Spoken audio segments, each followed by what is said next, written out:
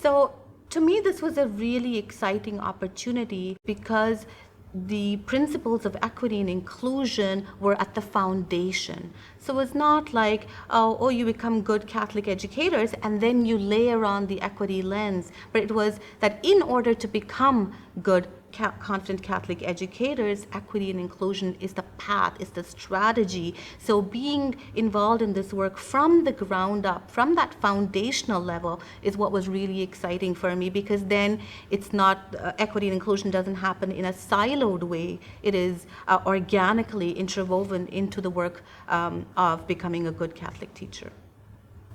So we were really intentional about picking resources that would focus and be able to, for new educators to be able to focus in on the real issue. So the two that I want to highlight are, one is Paul Garski's article on building equity literacy.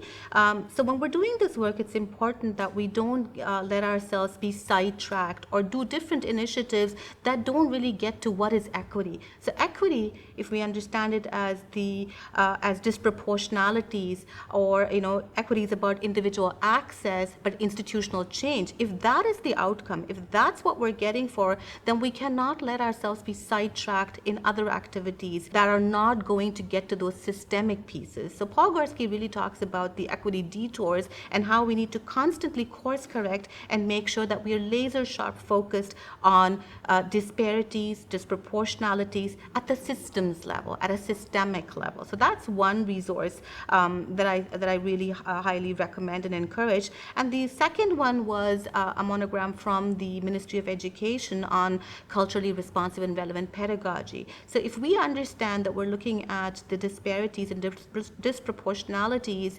for most marginalized youth, then we need to understand how we change systems. So how we have high expectations for every student, how we build on students' lived realities, and how we as educators ourselves become critically conscious so that we can help our students become critically conscious citizens as they grow up. And there's also a link to a video documentation of some of the work that we've done at our board around culturally responsive and relevant pedagogy. So I thought that would provide a really relevant piece of information and context for how we at this board are approaching this work.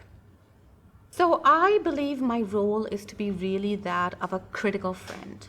So a critical friend in terms of providing resources, accompanying new teachers, of being there to strategize and perhaps exchange ideas, but also critical friend in terms of pushing for more intentional critical reflection, pushing for accountability towards our most vulnerable students, and accountability is a big part of that. So I really see myself as, on the one hand, supporting, but also engaging and pushing for authentic dialogue and a demonstrated commitment and an action-oriented commitment to action.